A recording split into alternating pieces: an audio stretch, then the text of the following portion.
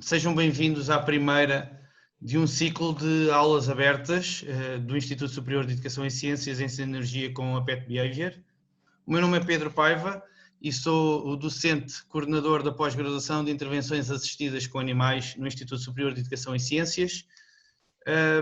Permitam-me, antes de mais, agradecer-vos por estarem presentes nas nossas aulas abertas e hoje a primeira aula aberta é sobre a justiça restaurativa e as intervenções assistidas com animais. Vai orar durante esta aula aberta o Dr. Joaquim, ele é juiz do Tribunal de Família e Menores da comarca de Mafra e é, tal como nós, pioneiro na utilização de cães em contexto de justiça restaurativa em Portugal. Iniciámos a utilização dos cães neste contexto em 2018 e até então temos vindo a desenvolver este trabalho num contexto de justiça restaurativa com aproximadamente 20 processos, desde 2018. Para fazer um pouco mais esta contextualização em relação à utilização dos cães num contexto de justiça restaurativa, eu iria tomar a liberdade de passar um vídeo que vai dar a abertura a esta aula aberta e depois então passar a palavra ao Dr. Joaquim para que esta aula aberta possa decorrer acerca desta temática. Portanto, eu vou passar então o vídeo. O Dr. Joaquim já está desse lado. Boa tarde, Dr. Joaquim, seja bem-vindo. Boa tarde. Boa tarde a todos, sejam bem-vindos. Obrigado pelo convite, é uma honra. Obrigado, Pedro, mais uma vez. Obrigado a si por estar presente. Vou passar então a nossa primeira entrevista acerca do projeto da utilização dos cães em contexto de justiça restaurativa e passo-lhe a palavra de imediato.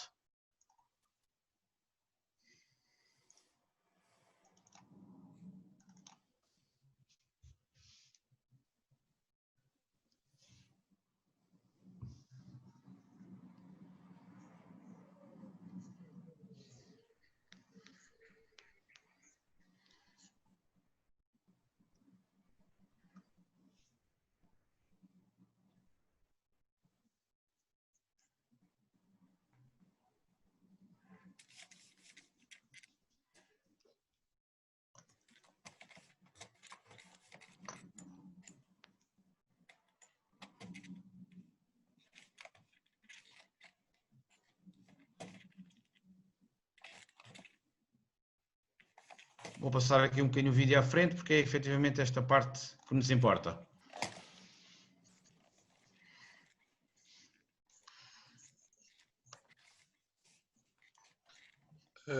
Não está a passar nada, só está a passar a sua pasta.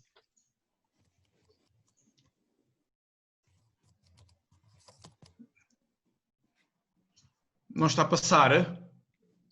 Não, só conseguimos ver a sua pasta. Ok, então deixa lá ver aqui.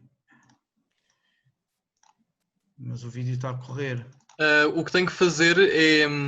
Tenho que tirar o vídeo do full screen. Ok. Parar a partilha, voltar a partilhar o vídeo e depois pode entrar em full screen.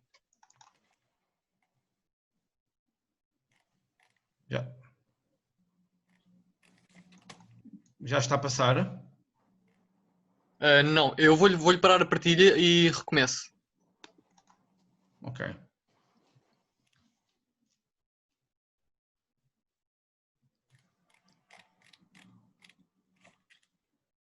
Não podem fazer a partilha com o vídeo já em full screen, porque senão o Zoom não consegue detectar. Mas se fizer a partilha com ele sem estar em full screen e depois ativar o full screen, ele já funciona. Então vamos a isso. Nova tentativa.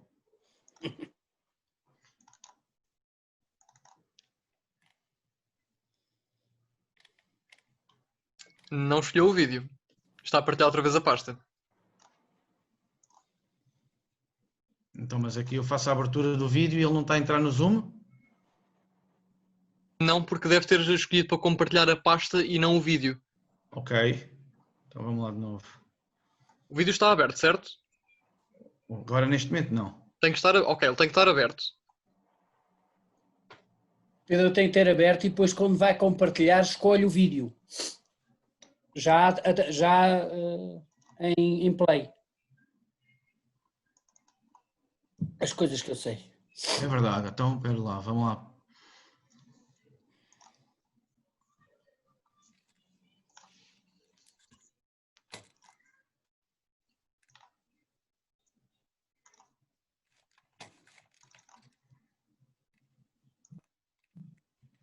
Agora sim.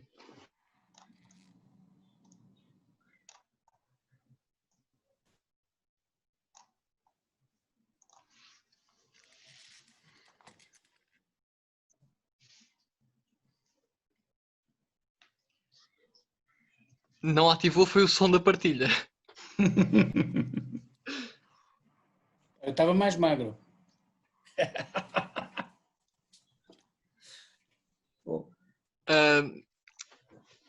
Professor Pedro, quando carrega no botão compartilhar tela, há um botãozinho que há no canto inferior esquerdo, se não estou em erro, que diz compartilhar som também.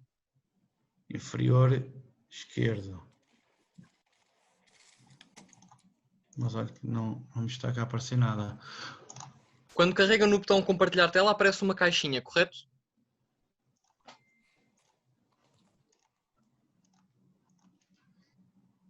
Lá, ok.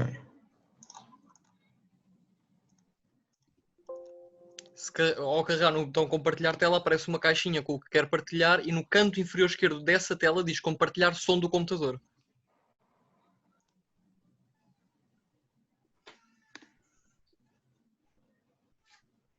Não. Bom, não estamos aqui. Eu, entretanto, vou ver se consegui passar o vídeo no final. Passamos o vídeo no final. Não vamos tirar mais tempo ao Dr. Joaquim da aula aberta. Passo já a palavra ao Dr. Joaquim. Desejo-lhe uma boa aula e estamos deste lado para auxiliar no que for necessário. Até já. Obrigada, Pedro. Então vamos lá. Quanto estamos? PowerPoint. Já temos o PowerPoint, estamos 60. Uau! 60. Você está compartilhando a tela. Estão a ver o PowerPoint? Estamos a ver PowerPoint, vamos a isso. Ok, então vá. Boa noite a todos. A mim pediram para dar uma aula que já é, pá, e o quê, Pedro? A quarta ou a terceira? É a terceira. Terceira. Pediram para falar sobre esta nossa experiência, mas a experiência em si tem que ser enquadrada do ponto de vista do que é que está por trás dela. Porque as intervenções dos cães, como também das outras respostas, têm um enquadramento científico, isto é, para se mexer em comportamento ou em situações relacionadas com crianças, comportamentos dos adultos ou situações relacionadas com crianças, também é preciso perceber um pouco como é que se mexe nisto, do ponto de vista do protocolo que é feito no tribunal e como é que as respostas das terapias ocupacionais com cães e outras, as terapias cognitivas ou as comportamentais, depois funcionam aqui dentro do protocolo. E, portanto, o Pedro achou que na altura tinha interesse em mostrar um pouco deste protocolo para toda a gente e no fundo, enquadrar também a intervenção aqui das terapias ocupacionais com os cães dentro desta ciência que está por detrás. Bom, isto também é preciso explicar muito bem, por isso é que nós vamos ter 2 aulas de cerca de 1h30, mais ou menos 1 hora, vamos falar aqui na primeira parte dos aspectos científicos que estão aqui, depois falaremos na próxima aula, que é sexta-feira, Ju, falaremos sobre o protocolo em concreto, como é que de facto os cães aparecem. Vamos lá ver, quer dizer, eu sou juiz há muitos anos e uma das coisas que mais me preocupava era de facto a ineficácia do sistema. Não pensava não pensava que as coisas fossem mais complicadas ou existisse uma ruptura tão grande a nível dos paradigmas que estão subjacentes a toda esta intervenção, e não só na área da justiça, mas também em todas as outras áreas. Mas vou falar um pouco sobre a justiça, mas no fundo o que nós procuramos é, no sistema de justiça, apesar da separação dos pais, é reconstruir a família das crianças, agora apenas no aspecto parental. Por isso esta frase aqui que nem é minha, é de uma psicóloga, diz que para no fundo fazer nascer um casal parental é preciso matar o casal conjugal, é preciso matar o casal conjugal para fazer nascer o casal parental. Agora, eu tinha, do ponto de vista da minha intervenção, o que nós notamos no dia a dia é de facto conflitos intensos e uma enorme incapacidade de os pais os ultrapassarem, e até para as pessoas que não estão envolvidas neles é fácil fazer críticas em relação a essas pessoas, dizendo que eles não têm bom senso, que não protegem os filhos, etc. Mas é mais complicado quem está na justiça e não vê um caso, vê 2, 3 mil e é quase tudo assim, e a gente começa a pensar que a normalidade é o conflito e, portanto, não tem nada assim tão anormal. E o que é que está por trás disto é, de facto, a grande ciência. E mais do que criticar, temos que compreender para depois conseguir resolver. E, de facto, o paradigma é deste Pedro, quer dizer, este miúdo, por exemplo, pais em grandes conflitos e este miúdo com 12 anos, de facto, cheio de problemas emocionais relacionados com o conflito. Mas isto é um caso intermédio, que é o mais comum, porque já tive tudo. Já tive suicídios, tentativas de suicídios, doenças psiquiátricas, sei lá o quê. E, portanto, é preciso compreender porque é que isto é assim, não é? De facto, há sempre uma ideia. Os pais, quando se separam, não se consideram da mesma família. Há a pergunta se vocês são da mesma família, e todos dizem que já não são da mesma família. De facto, estão a desconsiderar completamente os filhos, porque se olharem para a questão dos filhos, vão ver que eles são sempre da família dos filhos, e nos filhos está o pai e a mãe, está toda a família materna e paterna. E isto não pode ser apenas uma conversa, vocês vão ver, é uma necessidade da criança em termos de mecânica do desenvolvimento. Isto é, se nós, por exemplo, em relação a este Henrique de 12 anos, que é um outro caso que gerou uma doença psiquiátrica, mas o que nós notamos é que o Henrique que está aqui tinha um pai e uma mãe, o mesmo pai que este pai tem aqui de outros 2 filhos. E a relação deste pai com esta mãe e desta mãe com este pai não existe, ou era de facto muito conflituosa. E este miúdo, separando-se aos 2 anos, os pais, com 2 anos de vida, o Henrique, os pais separando-se aos 12 anos, desenvolve uma doença psiquiátrica, um borderline, em que, enfim, no caso, o comportamento dele era batia em professores, alunos, qualquer situação de stress partia para a violência. Podemos considerar, bom, este pai, de facto, para o Henrique não tem competências, esta mãe também não tem, mas é curioso ver que na história, eu ao acompanhar este caso, foi dos casos que a mim mais me chamou a atenção, porque isto acaba por rebentar na minha mão, não é? Este miúdo desenvolve comigo depois de 2009 até 2013 e estava comigo, e eu não consegui evitar que ele desenvolvesse essa doença psiquiátrica. Mas é curioso ver a história deste pai, porquê? Porque este pai acaba por ter outra relação, depois de ter a relação com a primeira mãe do Henrique, depois tem outra relação, separa-se desta mãe também, tem 2 filhos, e de facto eu tive curiosidade de ver este sistema familiar, porque ele dizia-me, este pai dizia-me que os filhos não tinham rigorosamente problema nenhum, e de facto, falando com a mãe, falando com os professores e as educadoras, de facto não tinham, era tudo tranquilo. Qual é a diferença? Se este pai aqui tinha competências, aqui não tinham, aqui não tem. Qual é a diferença? A diferença está na relação entre a mãe e o pai, quer dizer, este pai e esta mãe fecharam o triângulo porque eles têm uma boa relação. Ao fechar o triângulo, alguma coisa que eu desconhecia gerou aqui desenvolvimento e aqui gerou doença. Ora, isto exige, para quem quer mexer nisto e na área da justiça ou em outra área qualquer, isto não são os conhecimentos do direito que me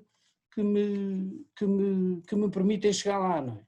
Ou então, por exemplo, este miúdo que com 5 anos me faz este desenho em que ele se coloca aqui, diz que ali está a mãe, o pai, isto aqui, ele descreveu isto à técnica, está a acontecer fogo, pode matar, vão os bombeiros apagar fogo, eles lutam, os pais, e depois ficam amigos, fique sempre assustado quando eles lutam.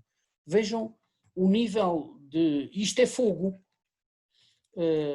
Este é o ambiente, o sistema dele.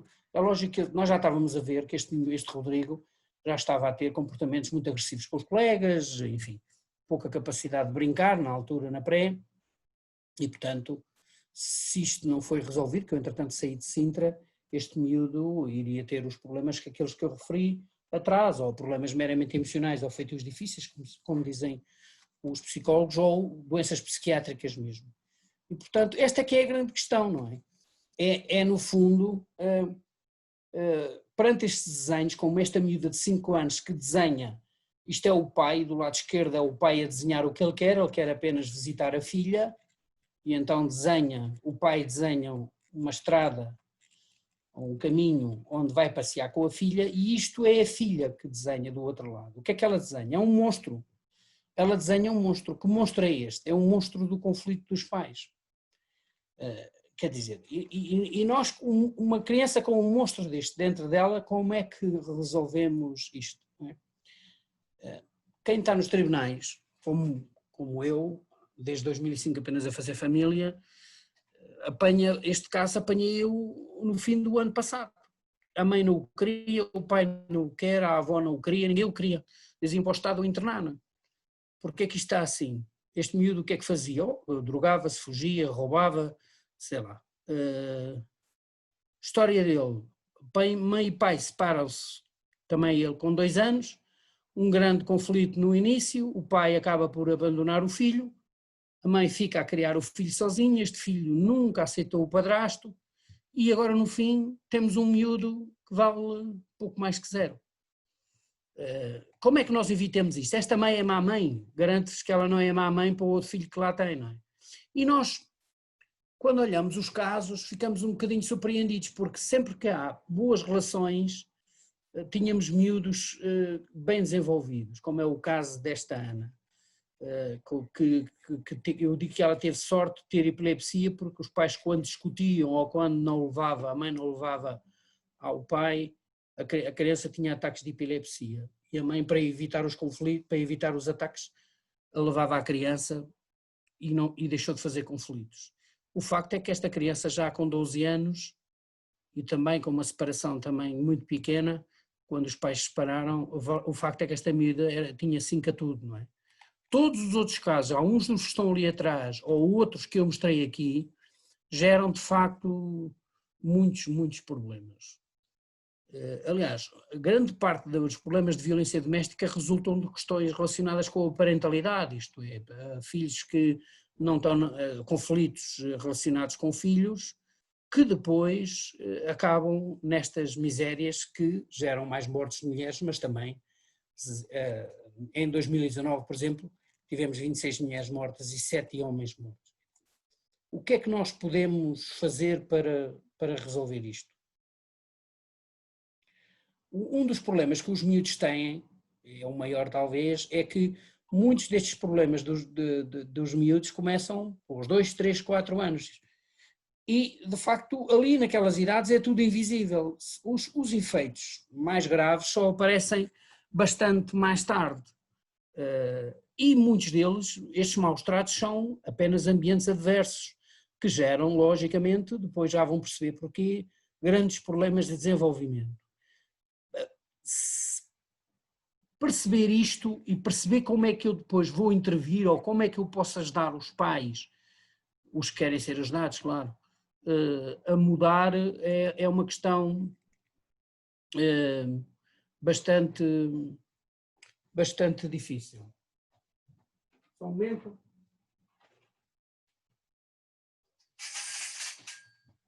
Bastante difícil e que exige conhecimentos. Vocês vejam estes 2 cérebros. Uma criança que não viveu stress significativos tem, a mesma idade, tem um cérebro deste tamanho com esta grossura de crânio, e esta que viveu grandes stresses, vejam o cérebro que ela tem, bastante mais pequeno, e até a espessura do crânio é bastante menos menos larga. E até as amígdalas, vejam as amígdalas aqui, acho que as amígdalas, as diferenças de uns e de outros, como daqui está mais desenvolvido e resulta de facto dos stresses que viveram. Bom, podíamos estar aqui a falar sobre a diferença entre capacidade e competência, porque eu posso ter capacidade e não ter nenhuma competência, porque competência é mão na massa e capacidade vem dos meus genes de cuidar e vem da minha história de vida com os pais, etc, etc.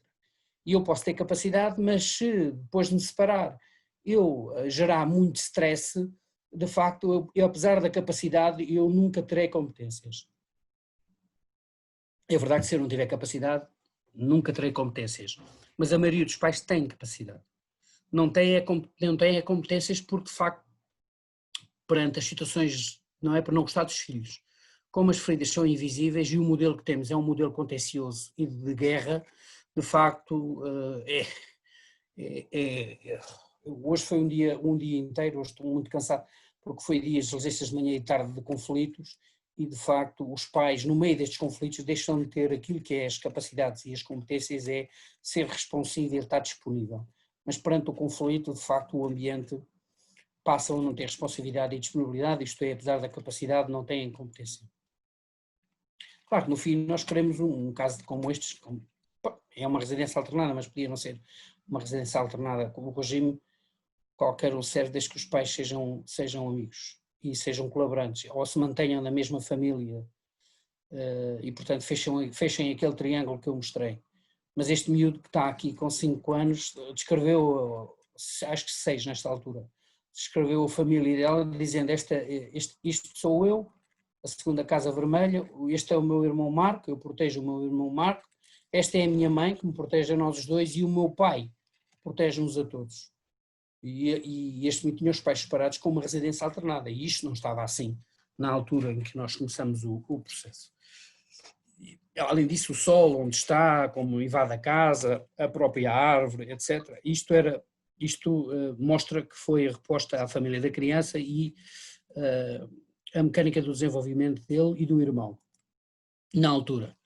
E de facto é assim, nós podemos ter muitas teorias, mas temos que aliar duas coisas, de certeza, a prática e a teoria, porque só a prática também não interessa, como diz aqui este professor da Católica, não é nada incomum nós, em vez de estarmos a fazer feedback e perguntarmos se as coisas estão bem ou não e porque é que não estão, continuamos a fazer as mesmas coisas e não é raro ficarmos cada vez piores. Portanto, é preciso, se as coisas não estão a funcionar, fazer uma análise sobre o que estamos a fazer e porque é que estamos a fazer e fazer alterações de forma a que se obtenha resultados eficazes e não apenas eficientes. O sistema é muito bom a ser eficiente, isto é, escreve grandes decisões, grandes coisas, mas depois na vida das pessoas, às vezes deixa a situação das vidas das pessoas piores do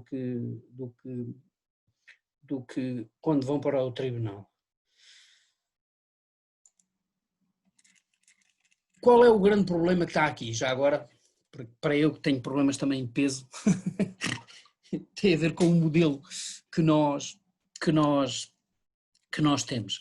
Nós também achávamos que o modelo da obesidade eram as calorias, parece que não, tem a ver com a insulina e de facto é a insulina que gera a obesidade e depois gera mais calorias. Isto para aqui ter um interesse porquê? Porque também aqui na jurisdição de família ou na justiça a intervenção também tradicional não funciona. Porquê é que não funciona? Não funciona porque ela está pensada, já apareceu aqui um risco, não sei porquê, ela está pensada para analisar factos e depois, em função dos factos, aplicar o direito e depois gerar uma sentença. Só que esse paradigma é um paradigma que não resolve, porque normalmente um ganha e o outro perde, a situação fica ainda pior no fim. Há mais conflito, metade da família materna a dizer mal da família paterna normalmente em sala, não me venham dizer que a situação fica melhor para as crianças. E de facto é preciso analisar isto usando o sistema para unir e não para desunir. De facto nesta área então os factos são mais emocionais que objetivos e estão aqui questões mais sentimentais e emocionais do que propriamente objetivas, ou se nós quisermos objetivar estamos a tornar a criança um objeto do processo. Portanto, é preciso trabalhar isto de outra forma, e eu vou-vos trazer aqui, e trago aqui as questões da física do Newton e a física quântica, porque de facto isto vai até essa área, para mostrar que a realidade é bem diferente do que nós pensamos. A justiça restaurativa parece que é um conceito que encaixa também aqui na família, ela vem do direito penal, e dentro da justiça restaurativa temos as negociações das partes, mediação das partes e a conciliação.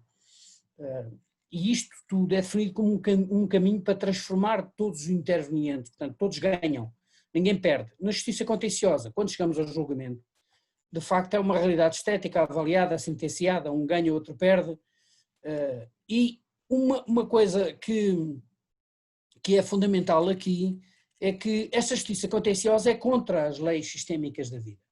E nós já vamos ver porque é que isso é assim.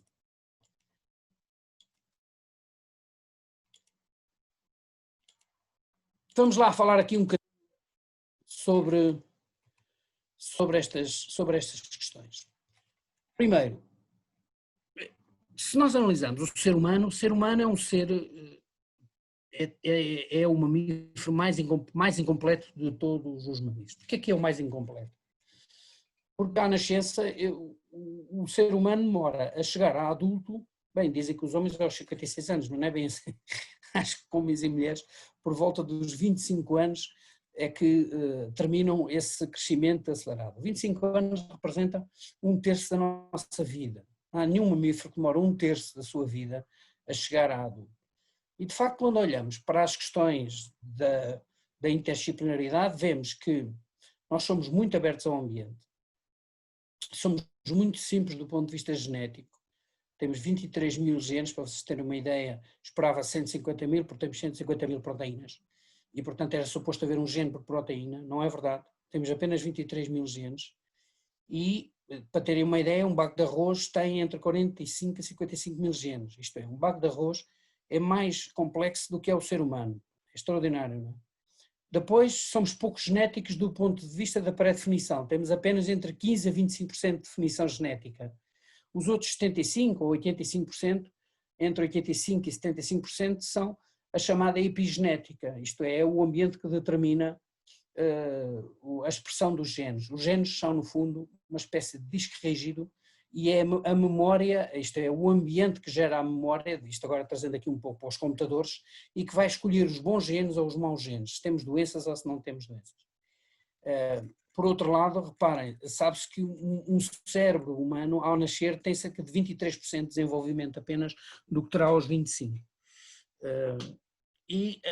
Tem outra coisa que também nos surpreendeu a todos, foi que, para quem leu bem isto, António Damasio, não é? O nosso reconhecido professor universitário, neurologista, que radicado nos Estados Unidos, que ainda agora publicou e agora um livro que saiu há dias, acho que anteontem, acaba o primeiro livro dele é O Erro de Descartes, não é? Porque Descartes dizia, eu penso logo existo, afinal parece que é o contrário, eu primeiro sinto, primeiro tenho emoções e só depois é que penso. Aliás, António Damasio reduz o ser humano, que pensava que era racional, a pouco mais de que 3, 5% do que é todo o seu comportamento, e mesmo esses 3, 5% ele diz que a parte racional é apenas uma máquina brutal de antecipar os problemas, de resolver problemas.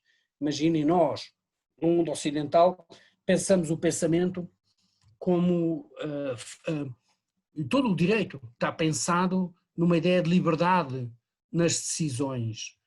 Todo o regime está pensado que uma pessoa, quando comete algum ilícito, comete-o com domínio da sua própria vontade, e fazemos um juízo de censura. O problema é que hoje sabe-se bem que isso não é mesmo nada assim, tem aqui componentes de inconscientes de 95% a 97%. E isso é preciso saber aqui para nós, porque se eu não estou preocupado em julgar, mas estou preocupado em mudar, eu preciso saber de onde é que vem o comportamento. E eu pensava que o comportamento vinha da razão, mas se fosse da razão eu estava mais magro também. Eu também digo, corre, Joaquim, como menos, não funciona uma coisa nem outra e, portanto, não resulta. E agora, todo o sistema cartesiano é pensado numa ideia de dualidade entre corpo e mente. E esta divisão partiu-se do pressuposto de que nós podíamos partir as ciências em partes e mesmo, por exemplo, a medicina, por exemplo, pensa o corpo como mecânico e pensa as relações das pessoas como separadas. Há sociedades, umas mais, outras menos, mas a verdade é que este é o grande paradigma do mundo ocidental. O mundo oriental é mais sistémico, mas se nós viajarmos na história e se viajarmos através dos outros animais, vemos que a vida está na cooperação e não na competição. Isso aconteceu connosco nestas alturas. Acontecesse hoje, por exemplo, nestes estudos aqui, que estou aqui a mostrar da World Values Survey, em 2014, eles avaliaram qual eram os países com mais sucesso do ponto de vista do rendimento e com menos corrupção, e chegaram à conclusão de que os países mais sistémicos eram definidos com aqueles em que as pessoas, à pergunta se confiava num estranho, as respostas, quando os países, como por exemplo a Suécia ou a Finlândia, respondiam, quase todos respondem, eles acreditam no governo, eles acreditam num concidadão, e isso é que prevalece a ideia de sistema e não a ideia de indivíduo. E isso define todos os países que têm menos noção sistémica, têm menos rendimentos. No limite temos o Brasil e a Colômbia, por acaso não está aqui Portugal, mas está aqui, por exemplo, a Inglaterra está ali nos 30%, mas vejam a Suécia ou a Finlândia e todos os países nórdicos, os países onde há mais rendimento, são países muito sistémicos. E isto é assim porque, de facto, o comportamento é definido, o comportamento que constrói riqueza é definido na ideia de colaboração e não na ideia de competição. E, portanto, onde há mais colaboração há menos conflito, onde há mais competição há mais conflito. E se visitarmos então, por exemplo, até as próprias formigas, vemos que elas fazem pontos, nós também. Elas vão para o metro, nós também. Os líderes cumprimentam-se, agora já não é este, não é? Elas também se cumprimentam. A rainha tem aqui a sua guarda, aqui a rainha nas formigas também tem. Até um sistema de esgotos eles têm, e nós também temos. E aqui, reparem que as formigas aqui, por exemplo, numa cheia, juntam-se todas, as de baixo morrem, mas a colmeia, lá como se chama, das formigas, há de agarrar uma árvore e há de resistir. E isso, a resistência delas como comunidade, resulta do sistema e não da competição. Porque se aqui elas fossem todas egoístas, tentava-se cada uma se safar, morriam todas. É incrível, não é?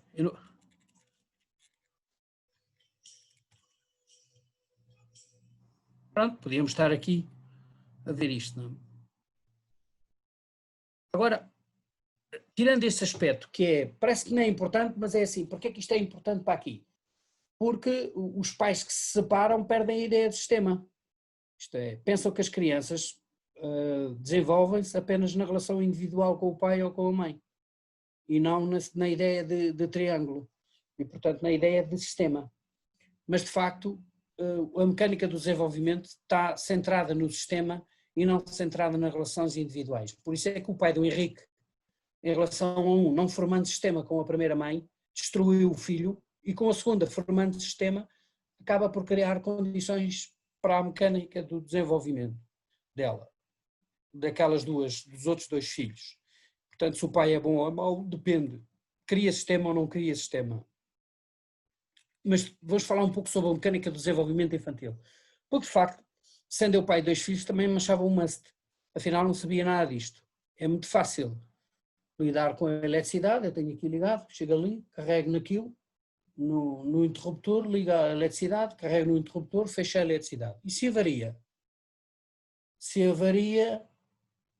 avaria já não sou capaz de reparar, porque não tenho conhecimentos suficientes. E na mecânica de desenvolvimento infantil? Pois é a mesma coisa, eu tenho género de cuidado, sou mamífero, tenho os modelos dos meus pais, não se separaram. Então e se eu me divorciei da mãe dos meus filhos? Avariou. E eu sei qual é a mecânica do desenvolvimento, eu sei como é que uma criança se desenvolve. Já há coisas que eu vos disse atrás. Eu sabia, por exemplo, que os meus filhos partiram de 23%. Eu sabia, por exemplo, coisas que eu vos vou mostrar aqui sobre como é que eles passam de 23% para 100%. Na melhor das hipóteses, não sabia. E é fácil ser pai, casado com a mãe, muito fácil, porque pronto, aí as nossas condições de cuidadores geneticamente programados para isso funciona. Agora, se avaria, e agora em relação à mecânica do desenvolvimento, vamos aqui ver o que...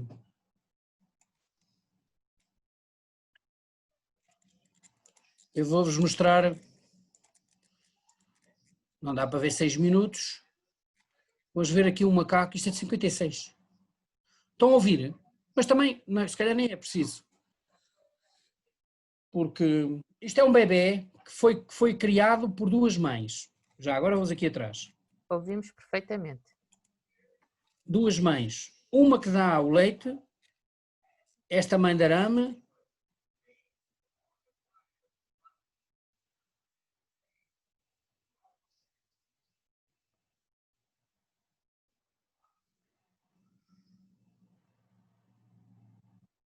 Estão a ver? Alimenta-se naquela e a parte do afeto é aquela.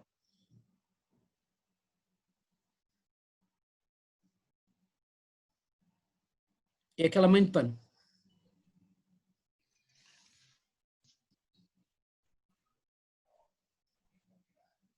Doutor Joaquim, está a passar algum vídeo? Não está a dar? Não.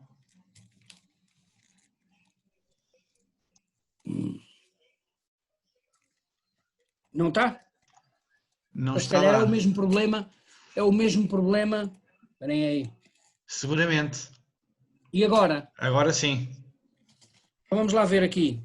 Esse gente não diz nada. Eles não Este podem macaquinho, dizer, como estava a dizer, tem eles não duas podem mães. dizer que têm o micro fechado. Ai, tem, coitados. gente. Pronto, duas mães. Uma de pano e uma de arame. Portanto, não é tão fofinha que onde o macaquinho come. Nós depois não podemos esquecer que os macacos têm 98% da nossa carga genética. Mas reparem, permanece 17 a 18 horas no de pano e menos de 1 hora a comer.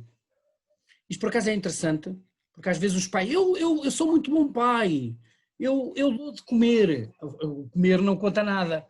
E vocês já vão ver porquê.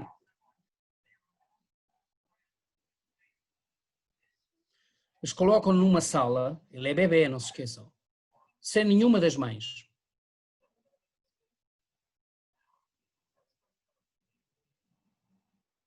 Como ele não tem lá ninguém, o que é que está a acontecer? Não tem lá o vinculador, digamos assim. Ele está com medo, está paralisado.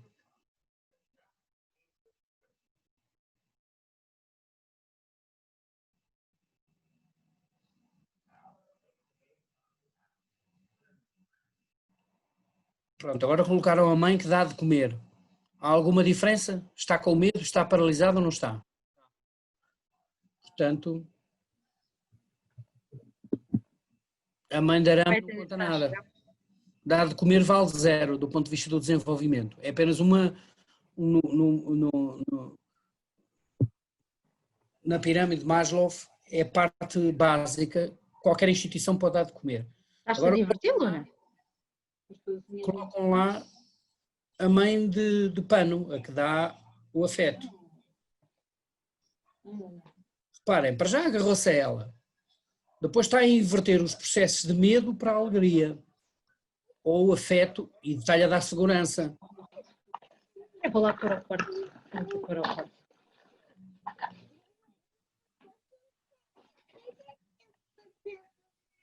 É o meu papel amarelo.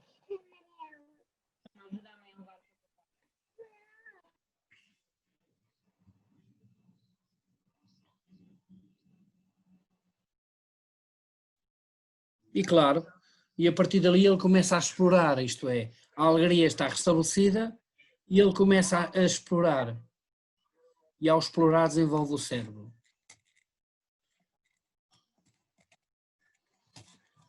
Vamos voltar a ver se então...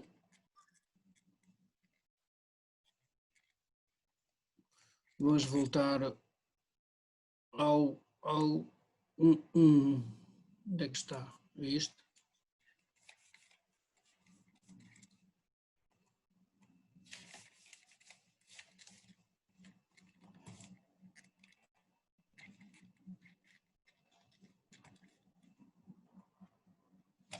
Estão a ver? Agora o PowerPoint outra vez? Não, tem que... Estamos aí com... Agora sim, ok, já estamos. Pronto.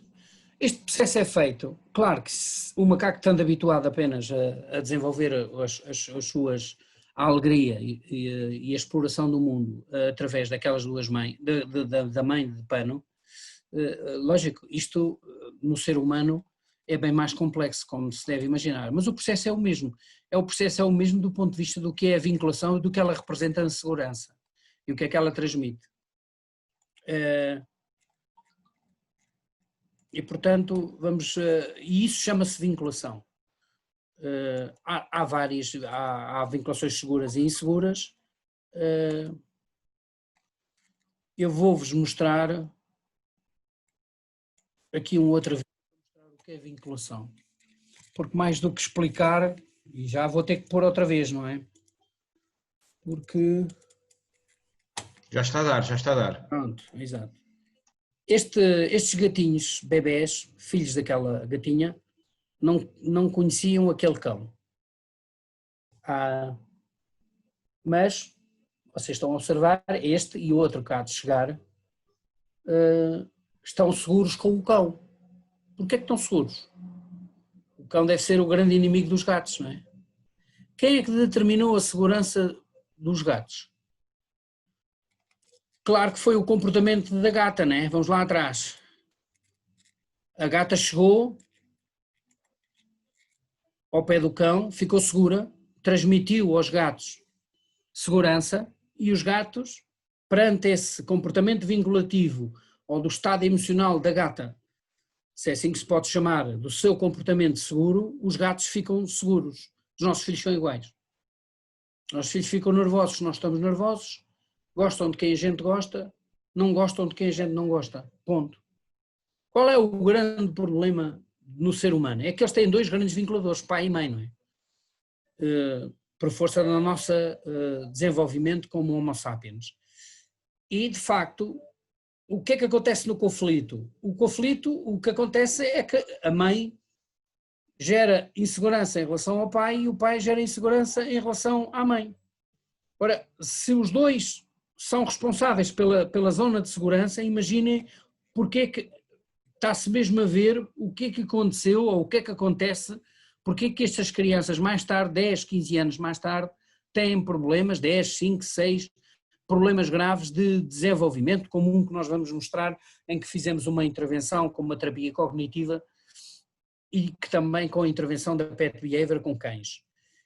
E vocês vão ver depois ali porque é que ela, ao fim de 5, 6 anos, já estava com problemas graves do seu próprio desenvolvimento, já as feridas já não eram invisíveis, eram visíveis, e isso resultava primeiro da relação inicial dos pais, mas depois de um problema que a própria miúda já tinha incorporado. Reparem, eu para resolver aquele problema tenho que ter conhecimento disto, porque se eu não souber isto eu não sei, preciso de resolver o problema do conflito, como é que eu resolvo o conflito dos pais, e mesmo depois de resolver o conflito, eu tenho um problema, é que mesmo depois de resolver o conflito, eu já tinha consequências na criança. já não era a mãe e o pai com o seu conflito que estavam a gerar o problema, era também ela que já tinha feridas, no fundo o seu próprio cérebro estava dimensionado para esse problema, e eu, para fazer aquela intervenção que vocês depois vão ver, não é? Primeiro começou apenas com a relação dos pais, mas depois, como não chegava, tive que chamar a equipa do Pedro para resolver, com todo o sucesso que nós tivemos, que de facto é extraordinário. Mas para isto acontecer, o juiz tem que ter esta estratégia, tem que ter estes conhecimentos. Se não tiver estes conhecimentos, não consegue apontar o caminho, nem o definir, nem ser, no fundo, o líder do próprio sistema, porque eu estava a lidar com várias terapias, as terapias familiares do ponto de vista da gestão do conflito do pai e da mãe, com a doutora Lúcia, e a questão do problema da menor, ela própria dentro dela, na relação com o pai, e depois a intervenção nas terapias ocupacionais com os cães. Mas de facto a mecânica do desenvolvimento é isto, quer dizer, nós só temos duas emoções básicas, alegria ou medo. E quando temos alegria, exploramos o mundo, como aqueles gatos. Quando estamos com medo, ou por exemplo o macaquinho, quando o macaquinho não tem lá ninguém, ele está paralisado com medo.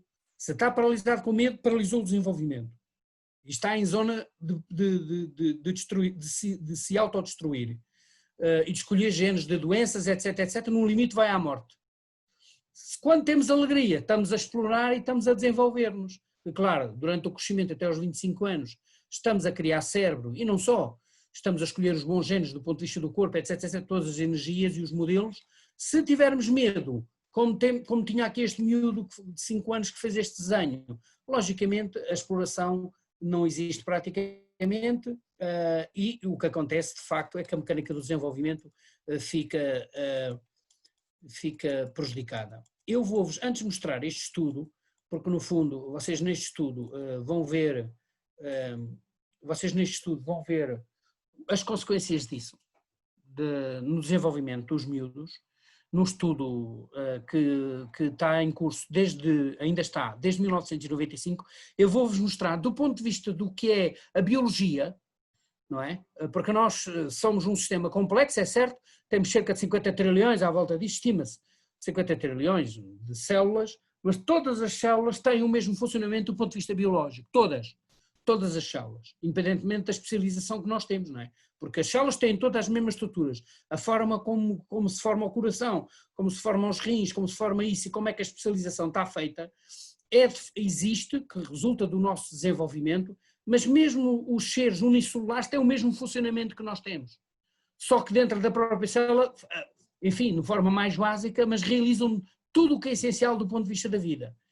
Mas o que os biólogos dizem é que, de facto, a forma como as células unicelulares, ou mesmo as mais complexas como as nossas, funcionam, são todas iguais. E eu vou-vos mostrar aqui uma apresentação, no minuto 54, daqui deste senhor, que se chama Bruce Lipton, que é um biólogo americano, e ele vai explicar essa mecânica do desenvolvimento, que vai no fundo reforçar agora do ponto de vista biológico o que eu disse lá atrás sobre a vinculação e sobre as questões no macaquinho e depois nos gatos, mas vou-vos explicar aqui do ponto de vista biológico porque é que isso é assim. Agora vamos lá aqui procurar, tenho que ir buscar aqui novamente, compartilhar, estamos a ficar profissionais nisto. Então, ora, estão a ver o vídeo? Está a dar, está a correr. Tá? Está a correr. Então vamos lá ver. Minuto 54.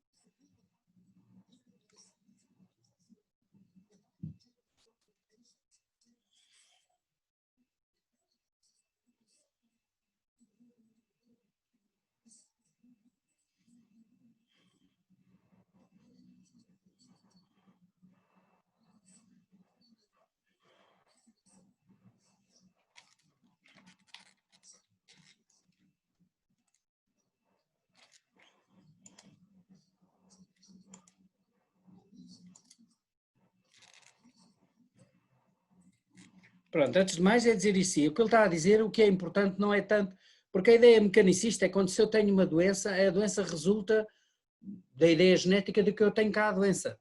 O que ele está a dizer é que uma célula, estando num ambiente bom, desenvolve-se bem. Estando num ambiente mau, morre. Portanto, o que é importante é o ambiente. Ele está aqui a falar sobre percepção, porque não é tanto o que acontece, mas a forma como percepcionamos.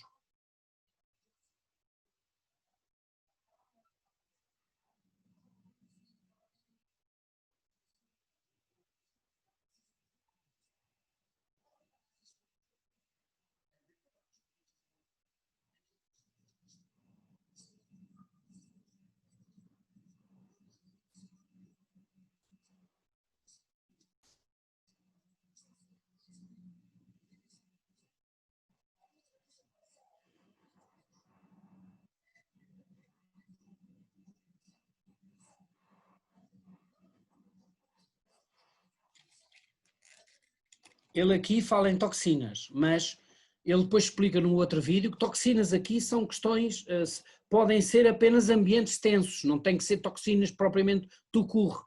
Portanto, se for uma situação estressante, também ela é considerada ou é equivalente a uma toxina.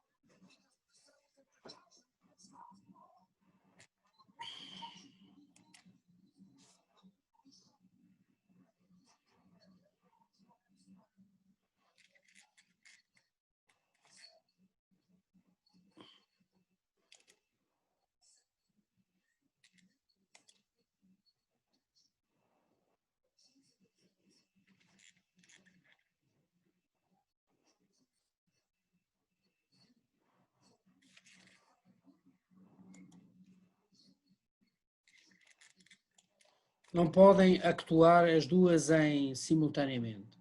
O que nós lá vimos atrás foi que o macaquinho, quando entra ali dentro, está com medo. E estando com medo está em proteção. Estando em proteção para o desenvolvimento. Porque o desenvolvimento na criança é exploração. É exploração criativa. Resulta da alegria. Resulta da capacidade de ausência de perigo e de forma a que eu depois consigo explorar porque me sinto seguro. Ao sentir-me seguro, eu exploro. E ao explorar é que eu estou a desenvolver o cérebro e todo o corpo. Ora, esta realidade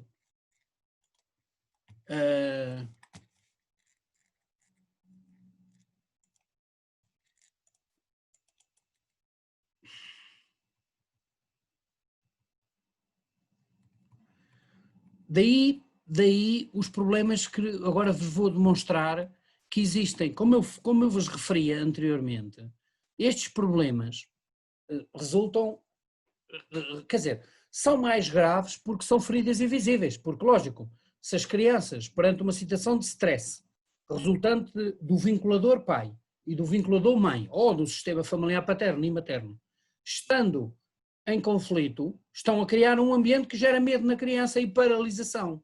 Mas a visualização dos problemas que ela vai ter não se vê ali, são feridas invisíveis. Se for uma criança de 2 anos, isso é completamente imperceptível.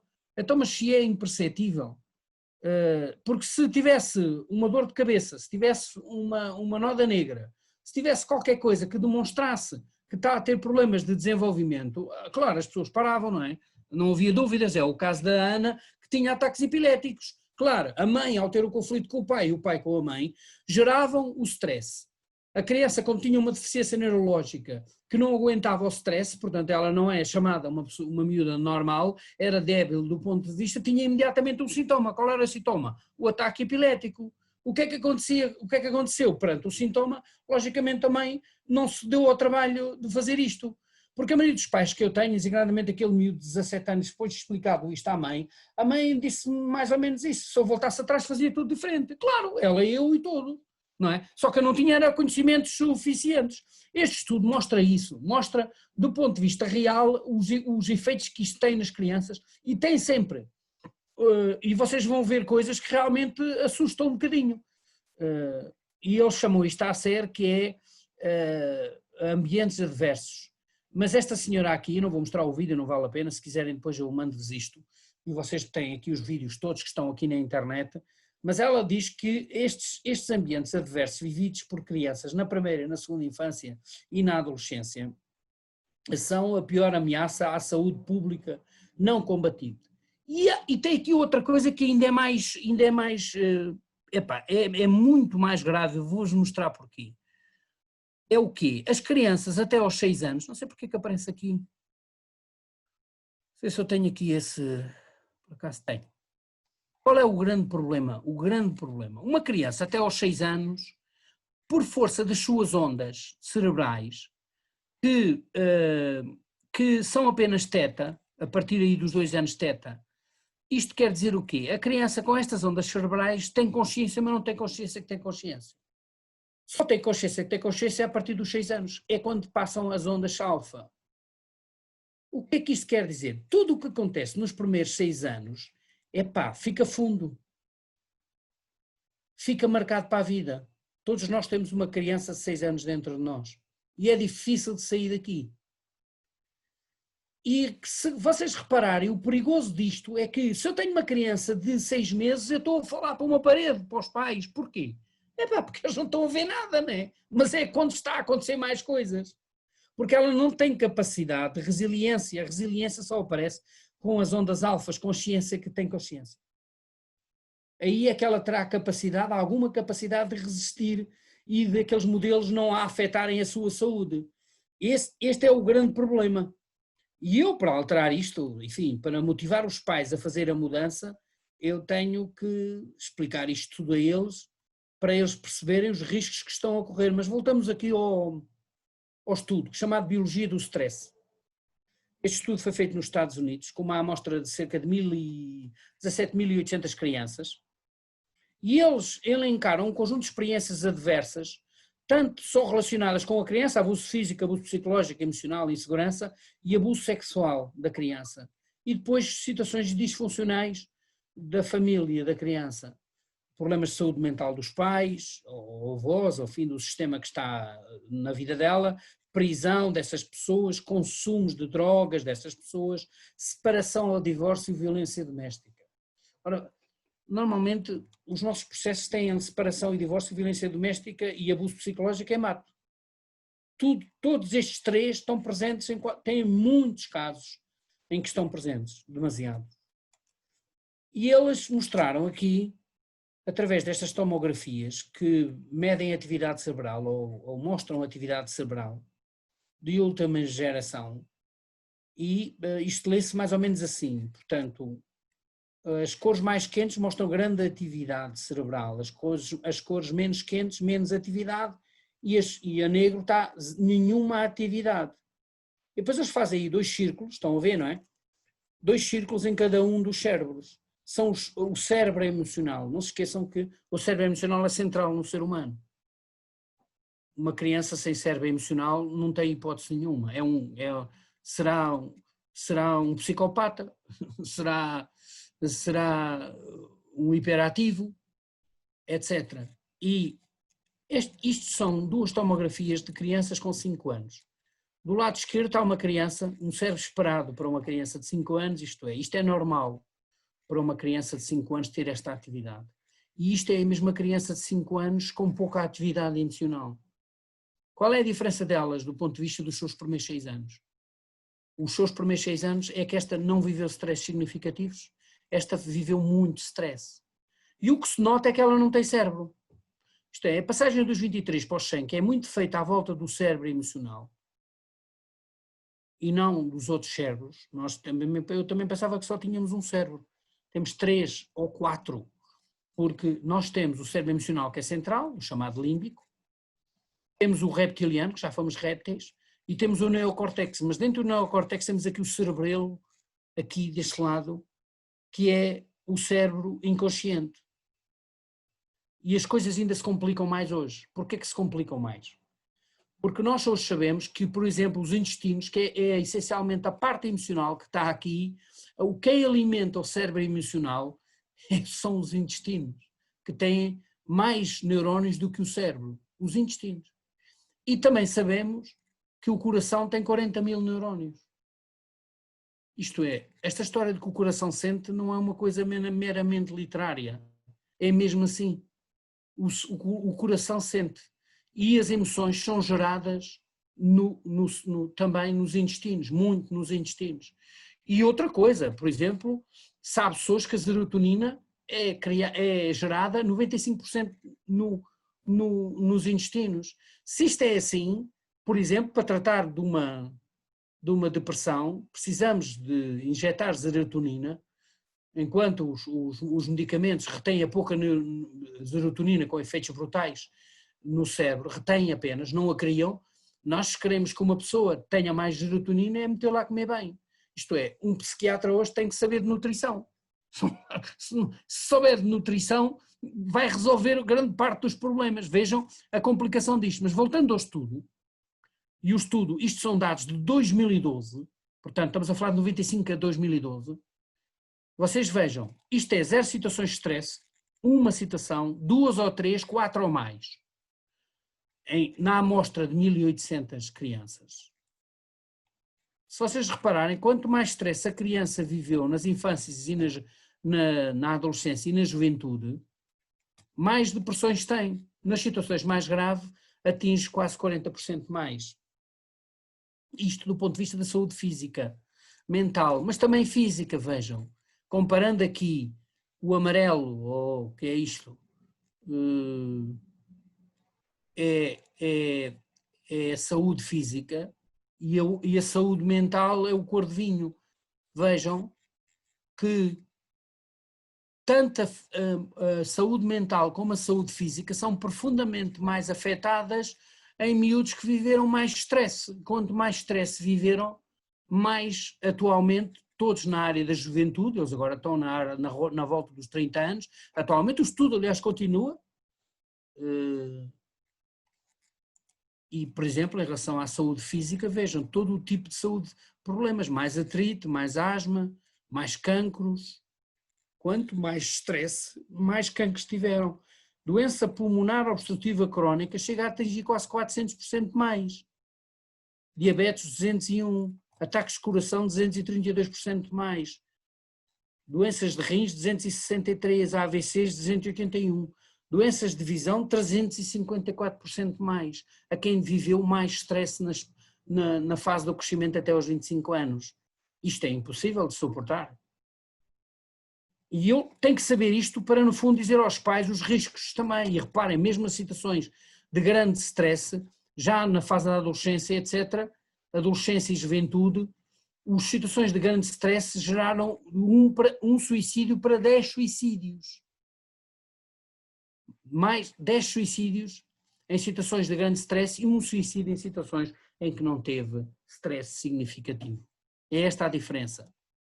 Como vocês devem imaginar, estas situações alteram muito, não só a percepção minha como juiz, mas também a percepção dos próprios pais. Daí que eu vocês depois vão ver, eu no meu protocolo tenho uma passagem de conhecimentos, porque estes pais gostam dos filhos como nós gostamos. Eles não sabem o que é que estão a fazer. Mas eu às vezes digo isso com muita humildade.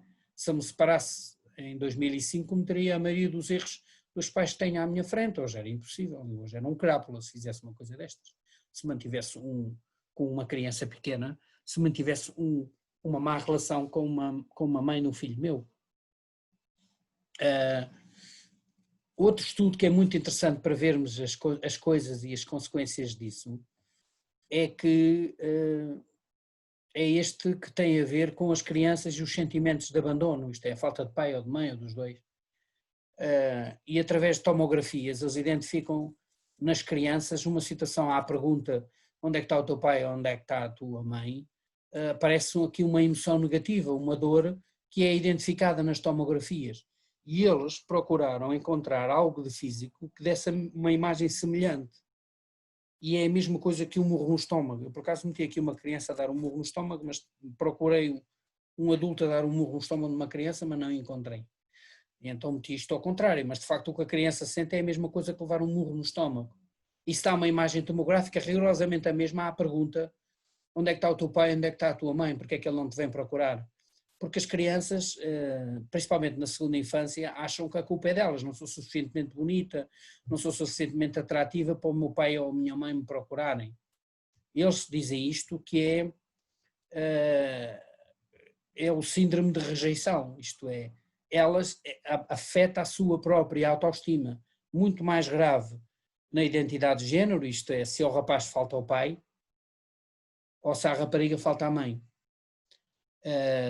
E reparem, muitas mães e muitos pais impedem que o outro progenitor, naquilo que se chama alienação parental, estejam na vida dos filhos, gerando-lhe este tipo de problemas. Eu já tenho resolvido problemas só por transmitindo este conhecimento. E as mães e os pais imediatamente mudam. Não tinham noção da gravidade disso. E pronto, voltaríamos aqui para isto, para o Bruce, que eu fui aqui à frente, mas só para vos dizer aqui agora mais algumas coisas. Por exemplo, vejam que o que acontece, por exemplo, no corpo humano, quando eu estou com medo, é que toda a parte do sangue é transferida desta parte daqui para os braços e para as pernas. Para quê? Para atacar ou fugir.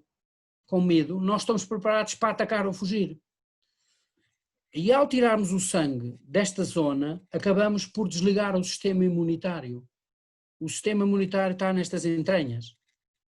Por isso é que quando nós andamos estressados, ao desligar o sistema imunitário, explica também porque é que temos mais doenças quando estamos estressados em excesso. E muito menos quando é preponderante uma visão do mundo ou uma percepção do mundo, apesar do que nos acontece, com mais alegria. Isto é muito fácil de dizer, mas é difícil de fazer para todos nós e para mim igual. Só para vocês terem uma ideia, nós sempre achamos que as relações dos filhos connosco são relações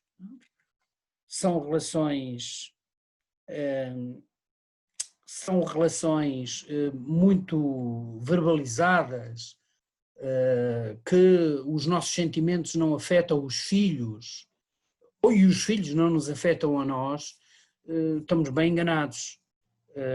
Porque, de facto, o que eu digo aos meus filhos pouco interessa. Interessa o meu comportamento e o meu sentimento. Não interessa nada dizer a um filho: olha, não roubes, e ele se me vir roubar, acham que ele não vai roubar. Ou dizer a um filho: não fumes, e se ele me vir a fumar, acham que não fuma. Fuma de certeza, não é? Aliás, eles percebem, quando são pequenos, percebem pouco, ou conseguem interpretar pouco o que eu quero dizer, mas sabem tudo de mim, sabem se eu estou tenso, se não estou, etc, etc. Mas tem aqui outra questão que é realmente um impressionante, e eu vou-vos mostrar o poder dos nossos sentimentos, ou do nosso pensamento com sentimento, na água, que explica também um pouco isso. Vamos ver se eu consigo meter então aqui outra vez. São 2 ou 3 minutos.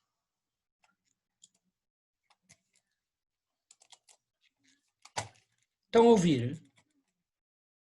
Está suficientemente alto? Não, está baixo, tenho que levantar mais um pouco. Então, espera aí, deixa lá ver. Eu vou meter aqui mais som.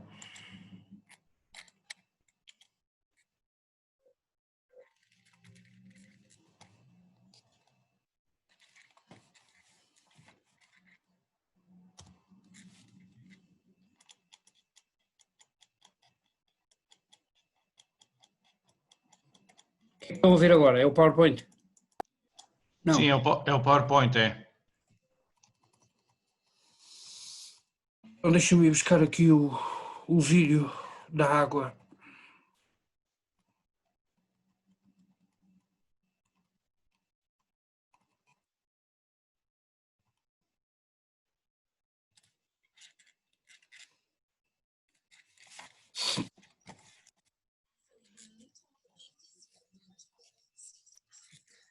E agora já está?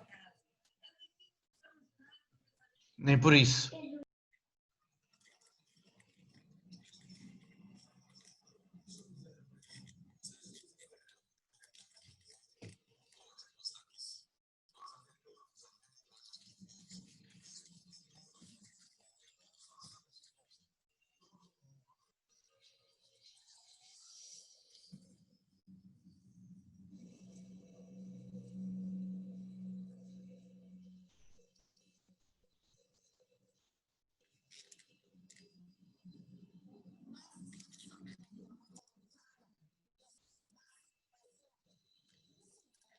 Dá para ver? Dá para ouvir? Ouve-se mal, ouve-se baixinho.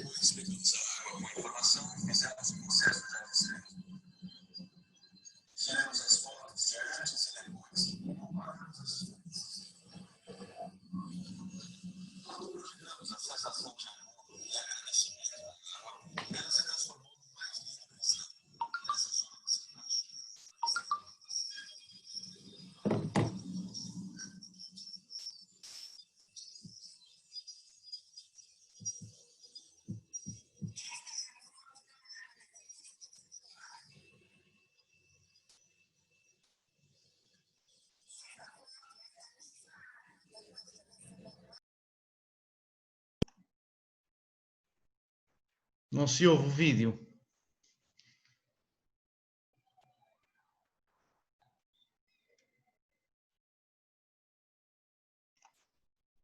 E agora também não conseguimos ouvir.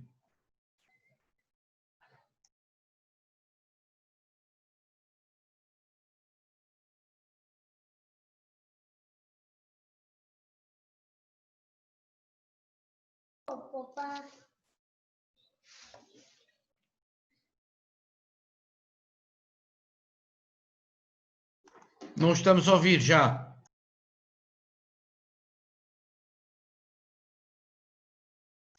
Agora nem vídeo, nem o seu áudio, não se ouve nada.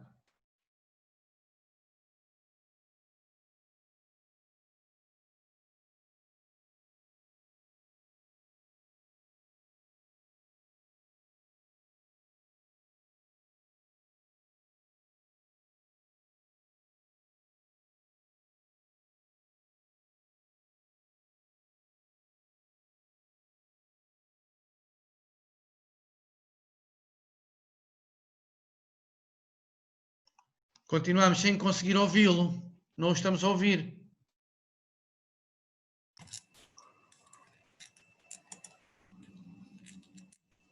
Agora já ouvimos, Dr. Joaquim. Já? Estão-me a ouvir? Sim, sim, sim. Podemos continuar?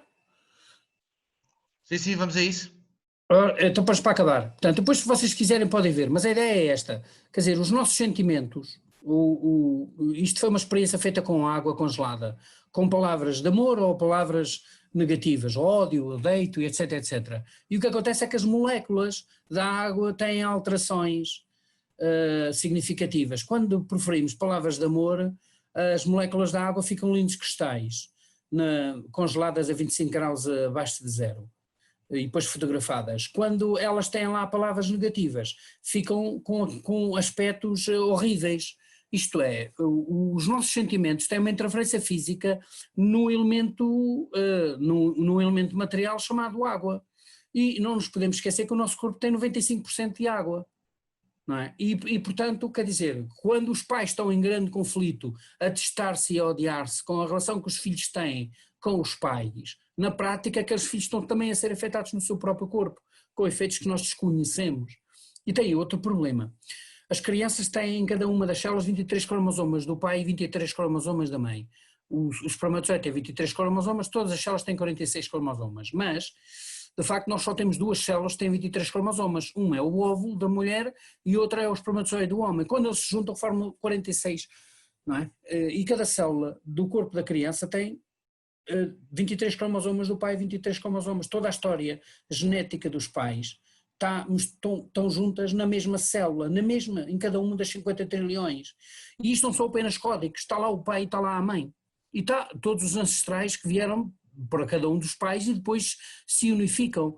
Na prática, quando os pais se rejeitam um ou outro, estão a rejeitar o próprio filho. Porquê é que estão a rejeitar o próprio filho? Também porque o filho tem o pai dentro e tem a mãe dentro. E quer dizer, nós vendo este tipo de envolvimentos e depois quando visitamos a física quântica, que mostra que está tudo entrelaçado umas coisas nas outras, e esta aparência de separatividade que nós estamos aqui a ter, que eu sou diferente deste candeeiro, ou que sou diferente de vocês, e estou separado de vocês, ao que parece é mesmo uma mera aparência, porque ao nível da física quântica nós estamos completamente entrelaçados uns nos outros, claro, mais entrelaçados com umas coisas do que com outras, mais entrelaçados com pessoas de umas que outras. Agora, os meus filhos têm a mesma carga genética que eu, os meus genes que estão lá, eles continuam no corpo deles. E isso quer dizer que o entrelaçamento dos meus genes com os deles, que é os meus, está feito sempre, até ao fim dos meus dias. E isso envolve aqui coisas que atualmente a física quântica já está a mostrar que é assim, que faz com que hajam aqui efeitos que não são visíveis e que depois que geram estes resultados destas doenças, etc., e destes efeitos, e às vezes de uma certa desvalorização da genética, porque se diz, o que conta são as relações e não a genética. Epá, tenham calma aí, quer dizer, claro que as relações, às vezes as adoções são necessárias, mas as adoções não é a mesma coisa que ser pai, do ponto de vista pai e mãe, biológico, não tem a mesma qualidade, em regra, do que têm os pais adotivos, lamento. Nós não adotamos filhos, nós adotamos crianças, é bem diferente. E esse problema, essa situação é diferente. E portanto, isto para dizer o quê? Que todos estes conhecimentos alteram muito a percepção que nós temos da realidade, como ela acontece, e claro, que gerou em mim um juízo diferente, é certo? Um olhar bastante diferente e até que afronta muito o sistema, como vocês sabem, por isso também sou muito atacado. Mas pronto, isso faz parte, não é? Pode-se dizer, a física quântica não está demonstrada. Meus amigos, estamos no Zoom. O que é o Zoom? Física quântica. Nós estamos no Zoom e a trabalhar com isto tudo porque é a física quântica que está aqui a funcionar. Não, a física quântica explica e desenvolveu o quê? A bomba atómica. Não existe física quântica. Então porquê é que existe bomba atómica? É física quântica. É a força forte que é liberta de dentro de cada uma das células. E, portanto, existe em cada uma das células, há algumas dentro do que é a bomba atómica, há umas que são mais fáceis de reacionar a força forte, mas todos nós temos aquela força forte em cada uma das nossas células, imaginem, em cada um dos átomos, imaginem como isto é. Estes conhecimentos alteraram muito logicamente a minha visão, enfim, é uma loucura minha também como sou de filosofia, isto depois gera isso. Ora, vocês vejam, por exemplo, o que é uma família, que inclui um cão, não é? Eu tenho 2 pastores, não é? Um filho, e deve ser outro filho, o pai e a mãe. E vejam como é que é o nível das energias, está tudo interligado. Isto visto em scanners. E eu agora deixava o resto do tempo, não é? Para as perguntas e depois, na próxima sexta-feira, iriam, com estes conhecimentos que eu vos transmiti aqui e agora, e alguma coisa depois que quero ver esclarecidas, depois passarei para as consequências disso ao nível do protocolo que eu tenho e também depois vamos ver porque é que os cães entram aqui, em que contexto é que entram e como é que é importante ter estes conhecimentos para, no fundo, conseguirmos depois resultados que sabemos porque é que acontecem. Sabemos porque é que acontecem porque dominamos a ciência que está por trás dos sistemas, das mecânicas do desenvolvimento e também, no fundo, perceber de onde é que vem o comportamento e como é que eu posso alterar o comportamento. Porque é fácil dizer, eu pensava que o comportamento era do pensamento, não é? Se fosse do pensamento, meu Deus, era tão fácil. Só que não é, não é? E depois nós, como temos um modelo ocidental, é um modelo cartesiano e do Newton, nós temos uma tendência muito grande para fazer juízos de valor sobre as pessoas que estão no meio destes conflitos. Como não sabemos mexer nisto, fazemos juízos de valor tipo de censura. Estas pessoas não têm bom senso, estas pessoas isto, estas pessoas aquilo, e de facto o que nós não sabemos nem sequer sabemos de onde é que vem o comportamento, é como é que o podemos alterar. E achamos que basta dizer às pessoas que devem fazer assim, sabe, isto é do ponto de vista racional, é fácil, eu à frente dos pais tenho à minha frente, todos dizem coisas com muito bom senso, só que depois vão para a rua e no dia a dia e dentro dos sistemas de cada um deles, como o comportamento não é individual e é sistémico, continuam a fazer rigorosamente as mesmas coisas que não são boas para as crianças, não é? Este conhecimento tem que informar as pessoas que estão no sistema e tem que haver um outro olhar que passa por isto que está aqui, que a justiça deixar de ser contenciosa, que parte desse pressuposto racionalista para ser uma justiça restaurativa que parte de um paradigma emocional ou sentimental e que faz toda a diferença. Podemos passar às perguntas? Vamos a isso. Alguém quer colocar alguma questão?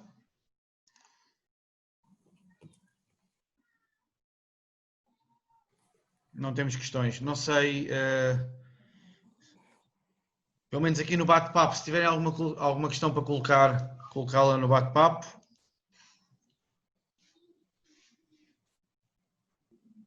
Não. Temos alguns agradecimentos. Eu aproveito também para agradecer a sua partilha. Mas já agora eu pergunto aí às pessoas que estão aí, faço eu a pergunta. Este olhar que eu tenho, também o tinham? Ou têm um olhar diferente? O que estão aqui a mencionar é que querem aguardar para ver a segunda parte e deixam as perguntas para a segunda parte. A Carla Grácio faz esse comentário, parece-me até interessante, não é? É esperar pelo fim. Está bem. Pronto, não havendo questões, resta-me agradecer e fazer um reparo, não é na sexta-feira, será na quinta-feira. É na quinta. Na quinta-feira às 18, a segunda parte. A ver se eu não estou enganado. É isso mesmo. Estava aqui, está na agenda. Pronto. É na quinta-feira às 18. Quinta-feira às 18, a segunda parte. Agradecer-lhe a partilha de hoje. Esperamos sempre, gostamos muito de o ouvir, portanto, quinta-feira cá estaremos todos. Agradecer a todos os participantes e desejar a continuação de uma boa tarde a todos. Boa tarde, obrigado. Até sexta. Um abraço, até sexta. Até quinta. Até quinta, um abraço.